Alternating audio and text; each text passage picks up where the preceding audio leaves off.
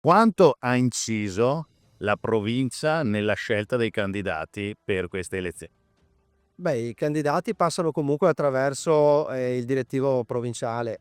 Il percorso è stato fatto, è stato quello delle autocandidature, o meglio delle disponibilità alla candidatura da parte di 22 persone, di 22 nostri militanti, sono stati valutati dal direttivo provinciale e poi la segreteria regionale ha fatto sintesi.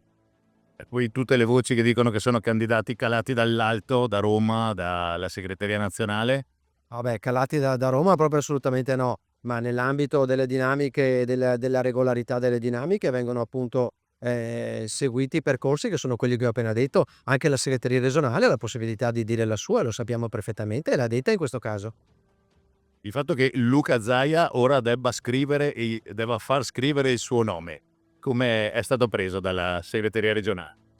Beh, Luca Zaia ha un nome corto, quindi è anche facile da scrivere e dalla segreteria regionale comunque è stata una richiesta anche di tutta la Lega far sì che Luca Zaia corra come capolista in tutte le province, perché un presidente che è ancora oggi, dagli ultimi sondaggi il più amato d'Italia, è un patrimonio che non possiamo disperdere. Elettorale, né elettorale e né tantomeno un patrimonio di competenze. Ti parlano di campagna elettorale corretta, ai fini della discussione anche su tematiche molto calde. Cosa ne pensi? Sì, questo è vero, la campagna elettorale si è svolta in maniera assolutamente corretta. Quello che mi preoccupa un po' di tutta la campagna elettorale, che non riguarda solamente chiaramente la campagna elettorale per le regionali del Veneto, ma è un andamento generalizzato, è l'affluenza. Il dato vero sarà l'affluenza, e quello che mi sento di dire a tutte le persone che ascolteranno anche questo passaggio, quello che stiamo dicendo, è di andare a votare.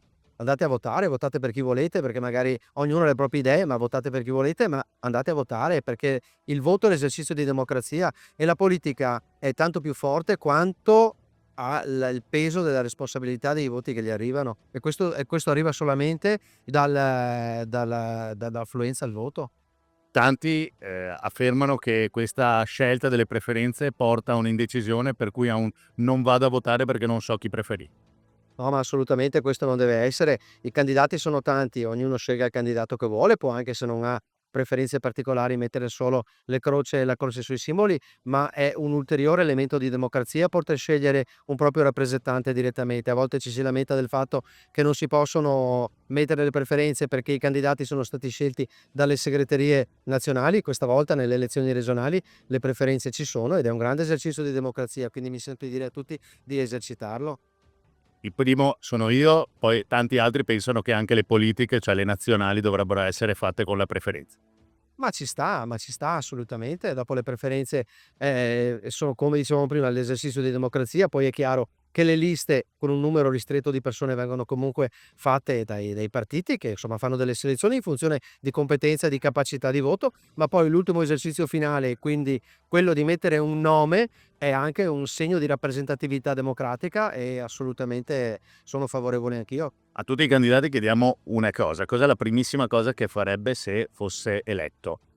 Cosa vorrebbe Dmitry Coin che facessero se venissero eletti?